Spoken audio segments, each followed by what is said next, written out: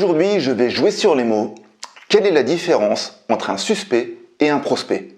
Je vous réponds juste après ça.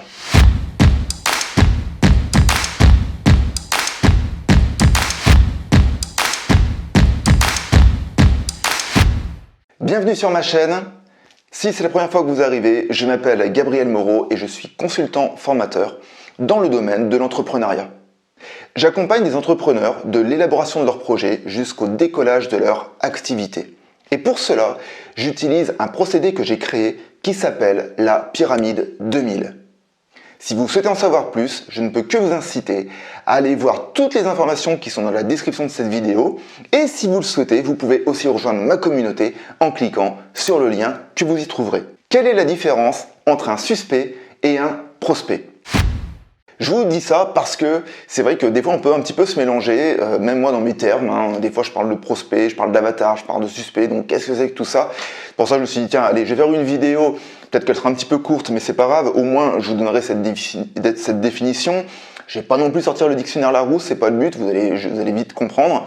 Mais il n'empêche que c'est bien parce que cela vous permettra au moins de mettre les bonnes définitions sur les bons termes. Un suspect, c'est très simple.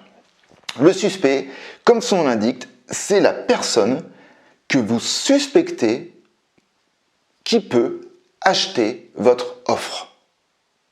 Donc, en gros, votre avatar, c'est la personne en fait virtuelle que vous avez créée. Donc, c'est ce client idéal virtuel que vous avez créé.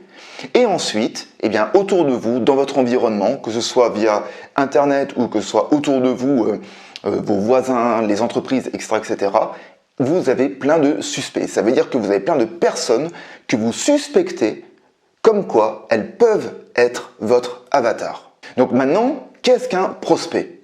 Eh bien, le prospect, on va dire que c'est la continuité du suspect. Une fois que vous avez contacté ces suspects, eh bien peut-être qu'il y en a envers qui vous aurez fait une offre. Et à partir du moment où vous aurez fait une offre à cette personne, eh bien, elle sera transformée en prospect.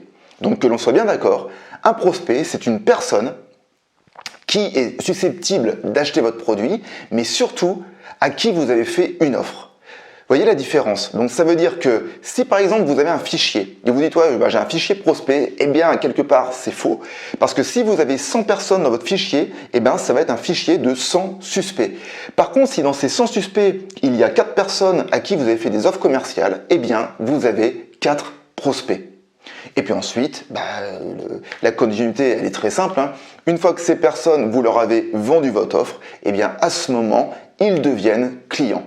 Je terminerai cette vidéo avec une information aussi qui peut vous intéresser en termes de gestion de portefeuille client.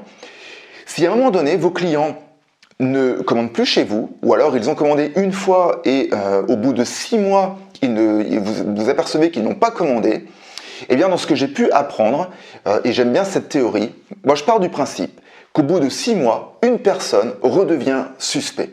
Voilà, donc prenez bien en compte cette information parce que dans votre stratégie d'acquisition de nouveaux clients, eh bien, vous verrez que vous n'utiliserez pas les mêmes canaux pour toucher ces suspects qui justement seront redevenus suspects au bout de 6 mois d'inaction auprès de vous. Voilà, j'espère que cette vidéo vous permet d'y voir un petit peu plus clair dans ces définitions entre suspect et prospect. En tout cas, je vous souhaite une agréable semaine. Prenez soin de vous. On se retrouve bien évidemment lundi prochain. Et n'oubliez pas que toute évolution provient d'une action. Ciao!